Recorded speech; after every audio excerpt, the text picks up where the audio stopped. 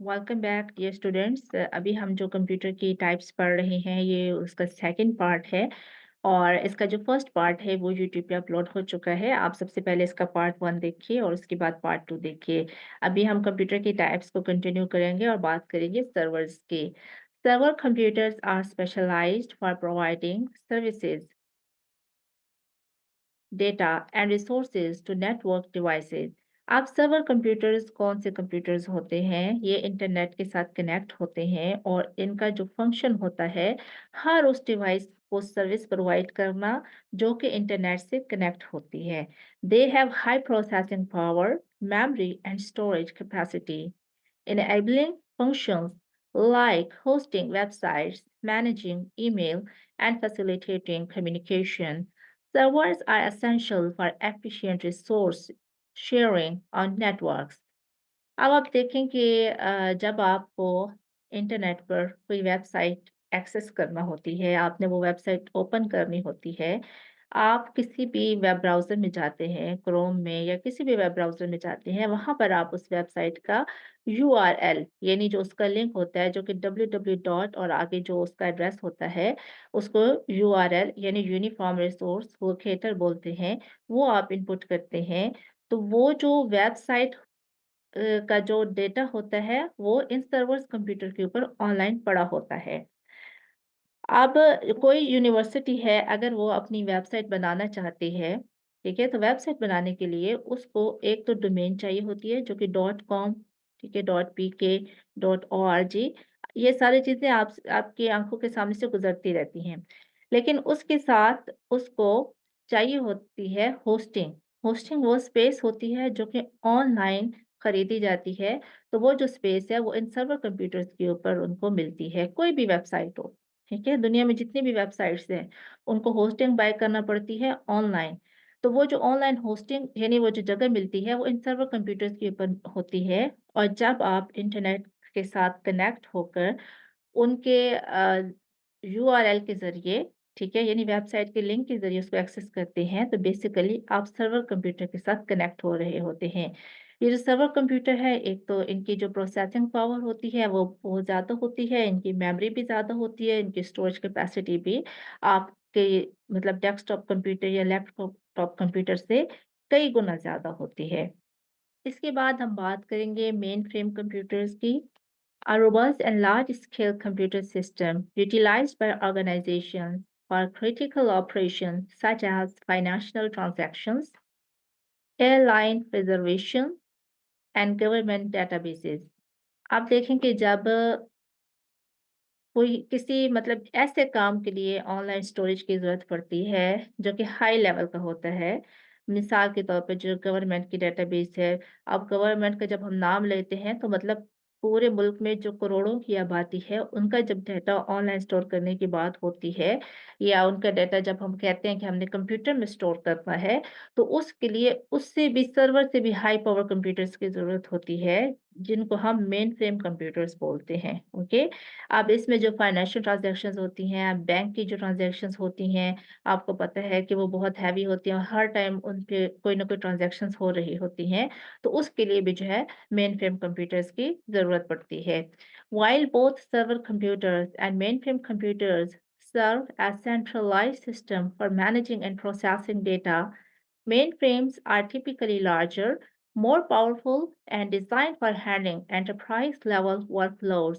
Various server computers are more specialized and used in smaller scale environments.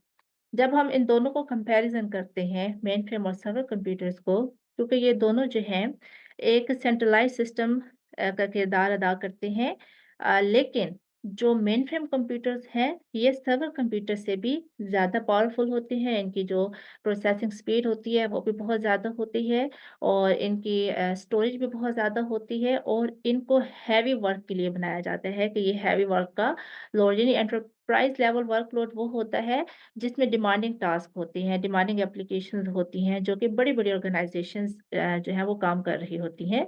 और जबकि जो server computers होते हैं उनको किसी ख़ास मकसद के लिए, काम के लिए बनाया जाता है।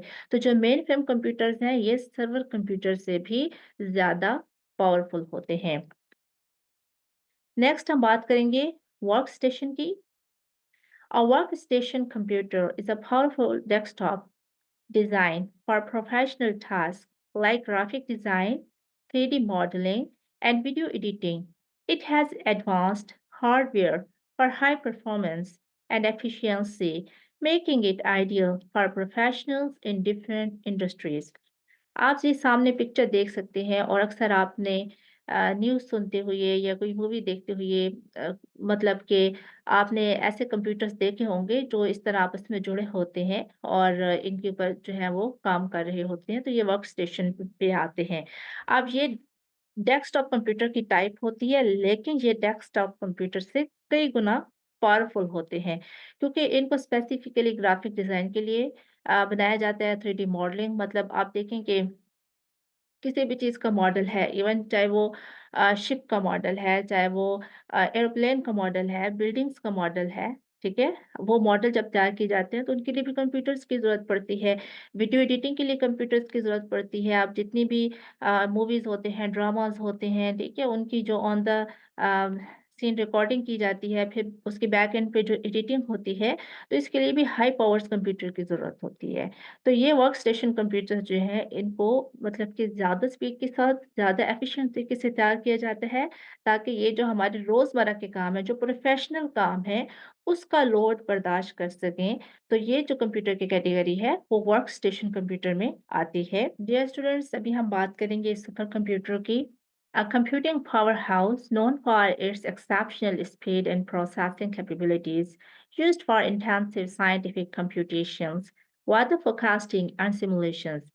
जब हमें बहुत ज़्यादा इन हैवी वर्क की ज़रूरत होती है, जो कि साइंटिफिक कंप्यूटेशंस होती है या वेदर फोरकास्टिंग होती है, तो उसके लिए जो है बहुत ही पावरफुल कंप्यूटर्स की ज़रूरत होती है। उन सबसे ज़्यादा पावरफुल जो अभी हमने पढ़े हैं, तो उनके लिए जो कंप्यूटर्स इस्तेमाल होते हैं, वो सुपर कंप्यूटर्स की कैटेगरी में आते हैं।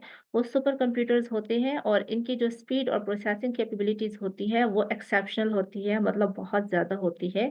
और ये जो साइंटिफिक मुख्तलिफ डिफ़िकल्ट कैलकुलेशंस हैं, उनको भी बड़ी आसानी से ये कंप्यूटर जो है वो परफ़ॉर्म कर सकते हैं। नेक्स्ट हम बात करेंगे some examples of computer devices, alright? सबसे पहले हम बात करेंगे embedded computer, a computing system integrated into larger devices or machinery like cars, medical equipment, or home appliances to carry out specific functions. आपने देखा होगा कि बहुत सारी गाड़ियाँ जो हैं वो ऑटोमैटिक हैं।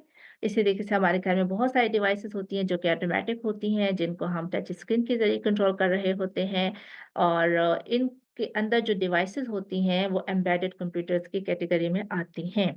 तो अब आप देखें कि आपकी रोज़मर्रा ज़िंदगी में भी जो कंप्यूटर है वो इस्तेमाल हो रहा है, उन चीज़ों से हट के जो अभी हमने डेस्कटॉप, लैपटॉप डिफरेंट कंप्यूटर्स के हमने जो टाइप्स पढ़ी हैं, उनसे हटकर भी जो है जो कंप्यूटिंग डिवाइसेज़ हैं, वो हमारी ज़िंदगी का हिस्सा हैं।